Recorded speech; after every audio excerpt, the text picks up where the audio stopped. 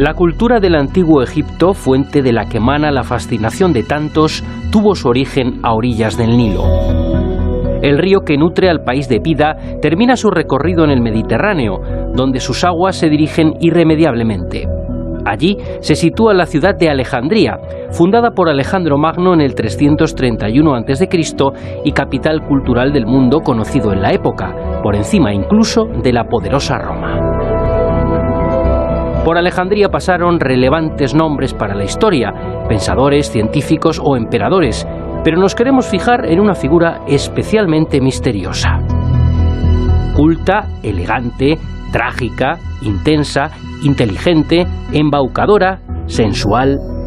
Son algunos de los rasgos que se atribuyen a nuestra protagonista, Cleopatra VII, la última reina de Egipto. Alrededor de su figura se ha creado un imaginario colectivo quizá muy alejado de la realidad y difundido en tiempos modernos por artistas y en su época por sus enemigos. De ahí la más que posible difamación. Cleopatra, que no fue la primera de su nombre, pero sí la más relevante, se ha convertido en pieza clave para entender la historia de Egipto, de Roma y, por qué no, de la antigua Europa.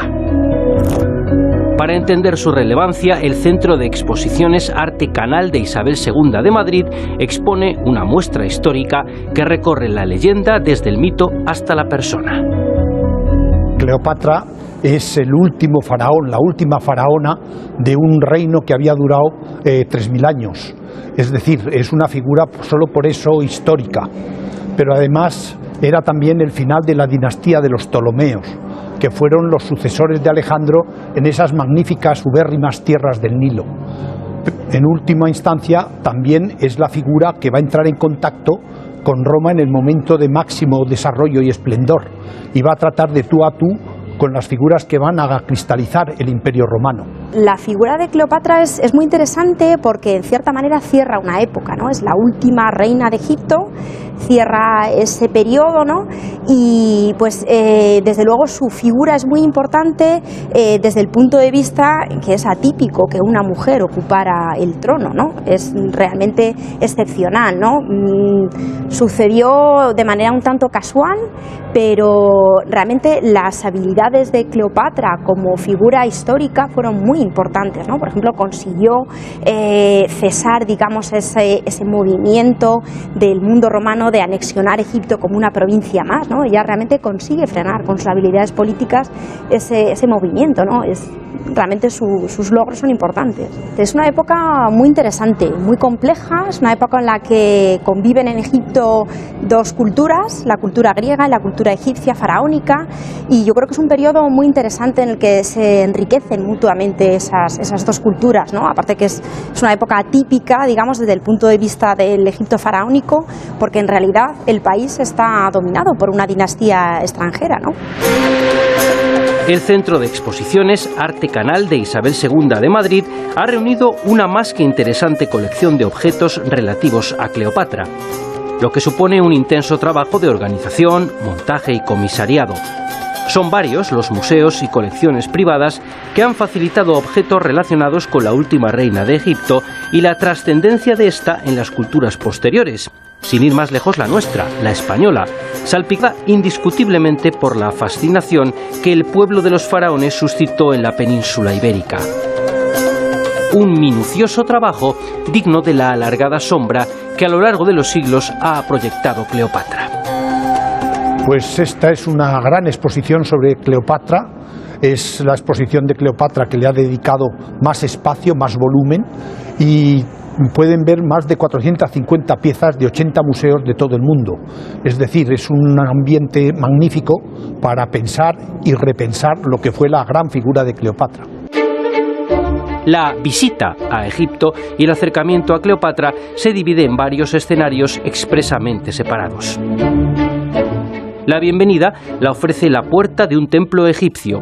Tras ella, una aventura cultural de 3.000 años que recorre el país del mismo modo que las aguas del Nilo, del origen hasta su final. Las paradas de este camino sitúan a Cleopatra dentro de la dinastía tolemaica. Después descubrimos el enorme impacto del Egipto conquistado sobre Roma, su conquistador, para continuar con Cleopatra, verdadera protagonista de los últimos coletazos del antiguo Egipto, ella y su posterior influencia. El último tramo nos traslada a la España seducida por el esplendor egipcio.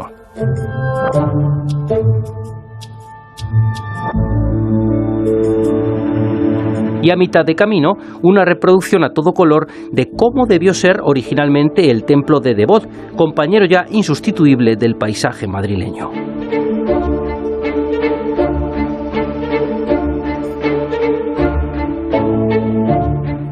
Para mí, tal vez la más bella es una cabeza de arenisca roja, como la Nefertiti del Museo de Berlín, que representa a Cleopatra y que viene de una magnífica colección privada de París, la colección Antonovich. Pero a lo mejor lo que es mi gusto como arqueólogo no tiene por qué coincidir con el de una otra visita que pueda maravillarse con los brazaletes de oro, o los niños que les encantará, estoy seguro, la reconstrucción a todo color de la capilla del templo de Devot en Madrid, pero vista con color y con sus carteles legibles en castellano, que es todo un descubrimiento.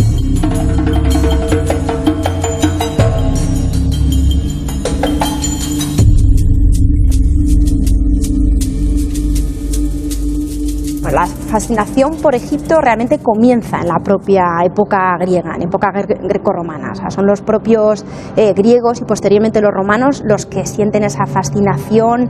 Egipto lo ven como un país milenario, de una cultura central, con unos mitos y unos dioses que les resultan muy desconocidos, muy atípicos, ¿no? Y es un poco esa fascinación la que continúa posteriormente, ¿no? En la Edad Media, sobre todo en el Renacimiento, en el Romanticismo, ¿no? Comienzan esos viajes de esos viajeros románticos que van a Egipto en busca de antigüedades, de piezas, se forjan las primeras colecciones, las grandes colecciones europeas de arte egipcio, ¿no? Es realmente esa fascinación no cesa, ¿no? Esta exposición es buena muestra de ello, ¿no? Del interés. En la exposición se agrupan numerosas reproducciones de Cleopatra, acercándonos a lo que quizá fue su verdadero rostro. Unas, según los expertos, más realistas que otras, pero todas nos sirven para crearnos una imagen de la reina, de Cleopatra, uno de los personajes más manipulados de la historia. Pero de lo que no cabe duda es de que fue una poderosa mujer en un mundo de hombres. La verdad es que es realmente excepcional que una mujer llegara al poder, ¿no? En época antigua y en el mundo faraónico igual. Cleopatra es quizás la mujer más conocida que llegó a ocupar el trono de Egipto, pero no es la única, ¿no? Podríamos mencionar, por ejemplo, a Hatshepsut, ¿no? Una faraona que estuvo en el trono en torno al 1490 antes de nuestra era y que fue un personaje también muy importante. Y la verdad es que hay bastantes similitudes entre las dos figuras, entre la de Hatshepsut y la de Cleopatra, ¿no? Ambas ocuparon el trono, por así decirlo, de manera un tanto casual, o sea, no estaban predestinadas a ocupar el trono de Egipto, pero quizás por el fallecimiento de personas cercanas a ellas, pues fueron las circunstancias un poco las que le llevaron, ¿no? a ocupar ese lugar. Descubrimos en ella y a través de la exposición a una mujer muy inteligente, una mujer excepcional para su tiempo, en la que fue muy buena gobernante, hizo decretos importantes, económicamente sacó al país de una situación económica delicada, puesto que hubo mucha hambruna, y supo tener el mando y también supo ser aceptada por sus conciudadanos, incluyendo hablar su propia lengua. Entonces tenemos ahí a una persona culta, una mujer que en un tiempo difícil para las mujeres gobernantes, que no, por ejemplo, la mujer gobernante era una idea aterradora para los romanos, supo estar ahí, supo ser valiente, inteligente, culta e intentó mantener Egipto para los egipcios.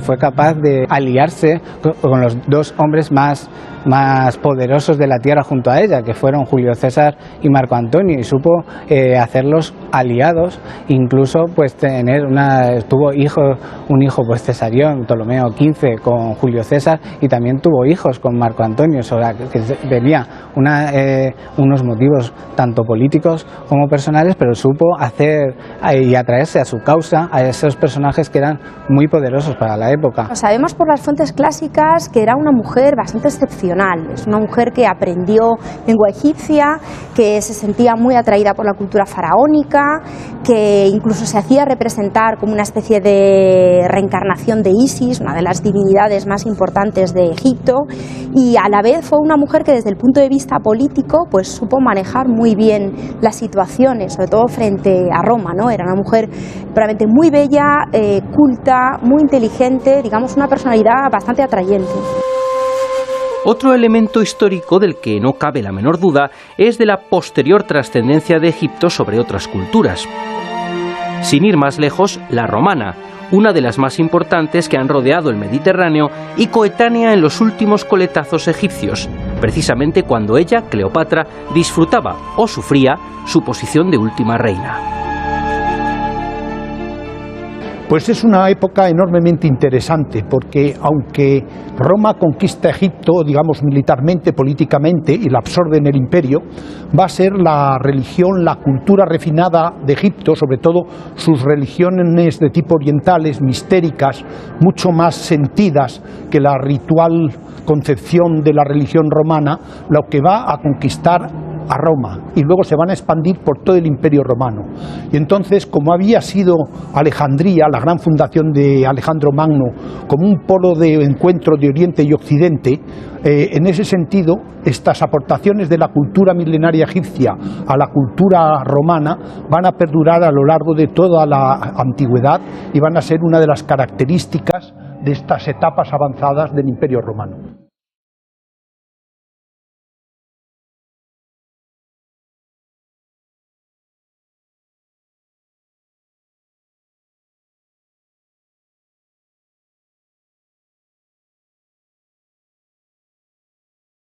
Sabemos muy poco de su vida, porque hay muy pocos textos que aludan a su figura de forma objetiva, ya que en gran medida estaban deformados por ser la enemiga declarada de la propaganda que hizo Augusto para unificar el imperio.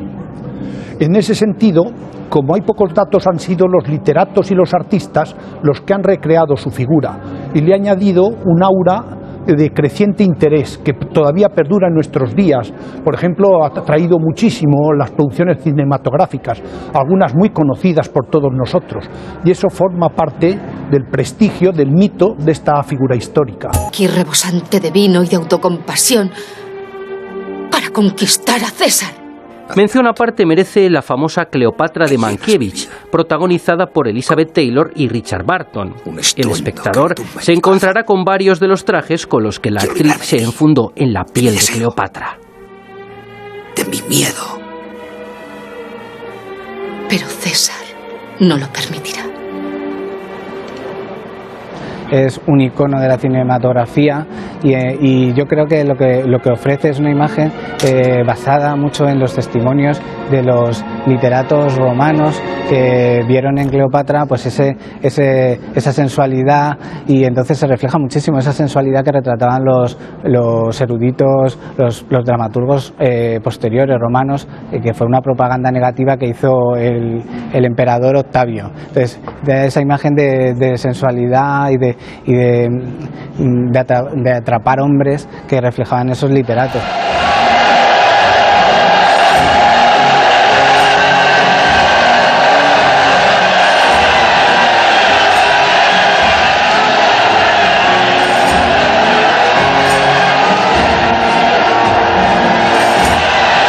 Nada semejante le sucedió a Roma desde Rómulo y Remo. Estamos muy influenciados, y toda esta visión cinematográfica de estos artistas que a lo largo de los tiempos han dado ese exotismo a la figura de Cleopatra y esa sensualidad y ese mito erótico, pues sí, estaba muy influenciado por esa propaganda posterior que hizo Octavio Augusto desprestigiando a la reina y a sus relaciones con esos dos personajes poderosos, y ahora estamos descubriendo y empezando a descubrir, y cada vez sabemos más de esa gobernanta que fue Cleopatra, una gran gobernanta que supo mantener a raya al Imperio Romano durante 20 años, que supo atraerse para su causa a los dos hombres más poderosos de la tierra, como fueron Julio César y Marco Antonio, y que también sabemos que tuvo una faceta muy culta. Existen autores musulmanes del siglo X que nos hablan de una mujer y no nos hablan de su faceta erótica, erótica o sensual, sino nos hablan de una mujer que ha hecho tratados de medicina, de una mujer culta, de una mujer que sabía 9 lenguas, entre ellas era capaz, y por amor a sus conciudadanos, de hablar el egipcio, cosa que no hizo ninguno de sus antecesores ptolemaicos, con lo cual pues tenía un acervo cultural que también la hacía muy atractiva, aparte de que también junto con los mencionados Julio César y Marco Antonio era la mujer más poderosa del Mediterráneo.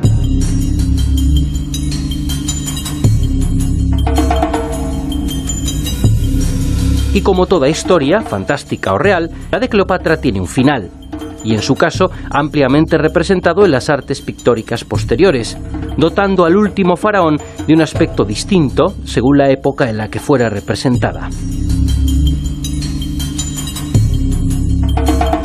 El hilo conductor de estas muertes de Cleopatra es siempre el mismo. Realidad o ficción, vemos a la reina junto a una serpiente áspid exhalando su último suspiro antes de despedirse de su más que intensa vida.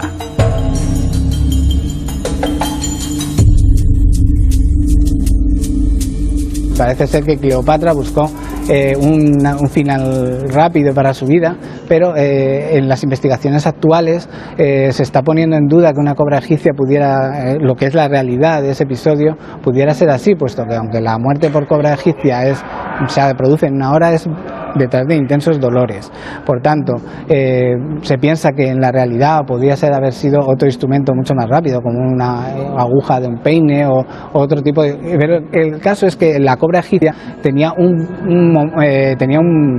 correlato simbólico, puesto que la cobra egipcia la llevaba por 3 veces en su corona la reina Cleopatra, es el Ureus, y representa también a la diosa Uadjet, que es la diosa del Bajo Egipto, con lo cual tenemos ahí un componente simbólico y religioso muy fuerte, que alimenta mucho más el mito de esa muerte con un animal tan emblemático para el antiguo Egipto como es la serpiente que llevan todos los monarcas en su corona.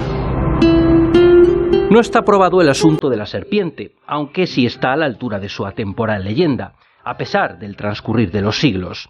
Como apuntó William Shakespeare en su obra Antonio y Cleopatra, la edad no podrá marchitarla, ni la rutina helará sus encantos.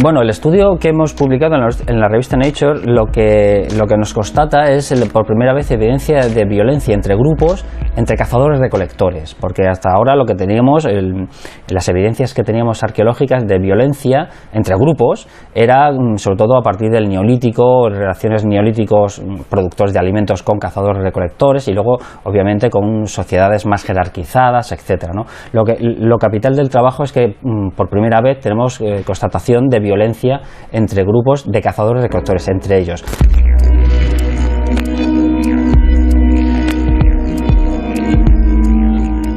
Actualmente la zona de Turkana es una zona desértica, pero por lo que sabemos, por los estudios geológicos, es que durante ciertos momentos del pasado fue una zona muy verde, muy de sabana, muy como los documentales que vemos en la 2, ¿no? Antes de echarnos la siesta, y lo que vemos es esto, ¿no? que en estos momentos, hace 10.000 años, además, el lago tenía más cauce que nunca. De hecho, ahora el yacimiento en Ataruk está a 30 kilómetros más o menos del actual lago. En aquellos momentos estaba más o menos por la zona, y esta zona de Ataruk, donde han aparecido estos cuerpos humanos, pues sería más o menos una zona de marisma o de lagunas cercanos ya al propio lago, ¿no? Cuando alguien entierra a sus muertos, generalmente tiene un patrón de enterramiento. En este caso no, en este caso encontramos cuerpos que están boca arriba, boca abajo, tumbados en una ladera con la cabeza hacia abajo, sentados, de costado. O sea, hay diferentes morfologías o maneras de encontrarte el muerto. Por tanto, no parece que nadie los haya enterrado,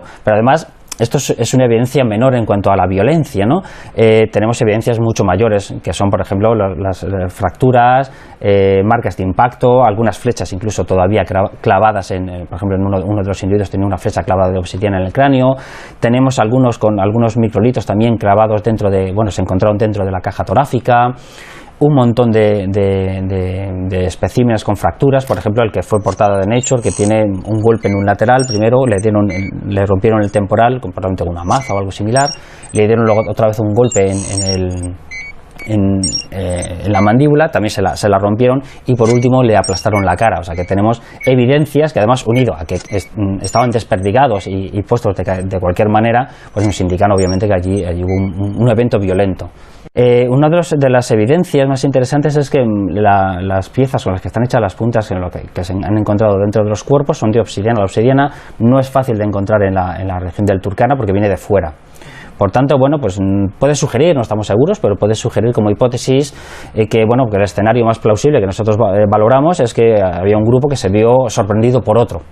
Y en este caso lo que encontramos es esto, o sea, lo que no sabemos si los muertos son de los dos bandos o de uno, pero que uno de ellos, al menos había llevado a gente a un campo de batalla que no correspondía para una pelea, por así decirlo, para un combate o para un conflicto, porque hay rangos de edades de todos los tipos, ¿no? Y esto en principio cuando los grupos quedan para pegarse no van los niños, las mujeres, etcétera. No hemos encontrado en ningún caso una franja de edad que va entre más o menos los 6-7 años y los 18. Por tanto, también, dentro de esta hipótesis plausible es que a lo mejor no había, es un escenario, es que en este grupo no había este rango de edad. Otro segundo es que no los hemos encontrado por cuestiones varias. Y otro tercero es que a lo mejor los raptaron. O sea, este grupo atacante se llevó los niños del grupo atacado, ¿no? Tenemos 8 masculinos, 8 femeninos, 8 de los que no hemos podido saber nada, y unos cuantos niños también, menores de 6 años todos ellos.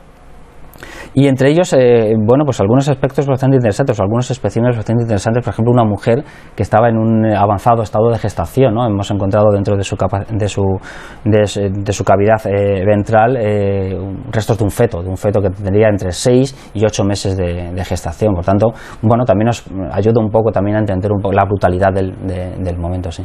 10 tienen evidencias claras de violencia en sus huesos, bien flechas clavadas, huesos rotos, etc. Los únicos 2 que no hemos podido encontrar marcas en los huesos, curiosamente aparecieron con las manos juntas por las muñecas. Dentro de